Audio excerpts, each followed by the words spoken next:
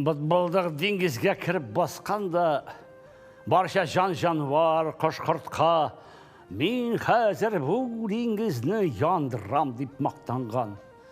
Бұл яман хабар шолық сағатта бітін жер жүзіне, су тіплеріне, орман араларына таралды. Барша суасты халқы зор қауіпке түсі. Хаваға қарасаң, күту құшлар келі, орманнан түркім хайваннар шыға, деңгізіне түслі болып янар екен деп, шуны көрәсілері келі ақыры. Бұл хабар ауылдағы, шәһәрдегі кішілерге де таралған болса керек. Кішілер де бір қолдарына қашық, екіншісіне икмек тұтып, балық шолпасы ашарға деп ашығып, бір-бірсін жығып, топ-топ шабалар екен. Тамашашылар келіп біті, әркім таушыз тынсыз деңгізге көзін түкәп тұра. Міне деңгіз қайны башлар, міне янар деген шеш-пыш тауышлар ішті. Кішілер, хайванар, құшлар күтәлер, күту ұттан да сүрек болып ішлерін яндыра. Аптырағаш бір-бірсіне қайны башламады ма деп сұраулар берелер. Деңгіз ise янмейді, қайнамейді. Ақырда не болды? Бадбалдақ ұятынан көзен еме башты. Дүнияға даны шықты, әмі деңгіз янмады. Бұғырында ешкімнің езін ертмешіғына бір сөз әйтірге мүмкін. Әшінің үшін ашықмышы, мақтану керекмәс. Көкенің өтінуі бойынша құшлар патшасы Бүркіт көкеге сандуғаш дәрежесін берген.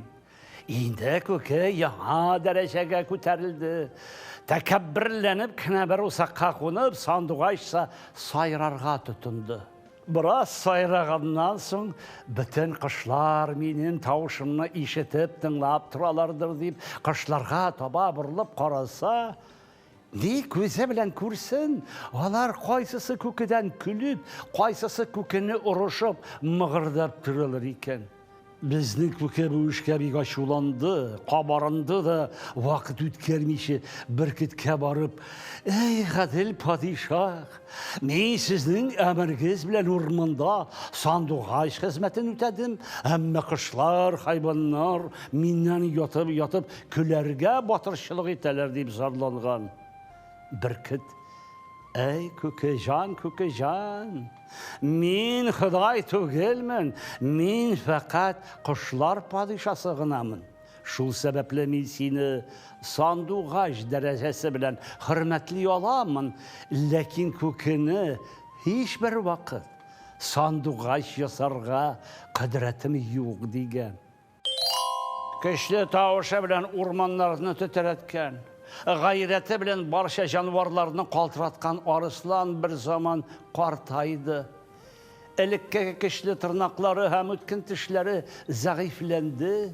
Бишара арыслан құрышқан, салынған аяқлары білен өз гәудесін кішкегіне көтеріп ери башлады. Бір вақыт арыслан шул хәлінде сахрада ахуақ етіп ыңырашып ятқанда, көзін ашып қараса, не көрсін?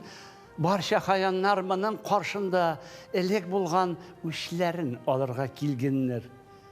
Мүскін арысланны я тәкәббірат келіп тибе, я бүрі келіп тішләп кете, я өткілмегізлі өгіз келіп қабырғасына түртіп кете. Бәхітсіз арыслан Құдайның тәғдиріне бойсынып, хаман әжәл күтіп ята. Бір заман дұшманларына тікәлібірек қараса, ишәк тәміні тейберге әзірленуін көре. Ишәк қатырақ ауыртатырған жеріні сайлап маташа екен. Арыслан бұл қорлықны көргеш, жыларға кірішіп, «Ей, Раббым, менің анды ұятлар білән изгенші әжәліні тезірәк шиберсәң, мен разы болыр едім.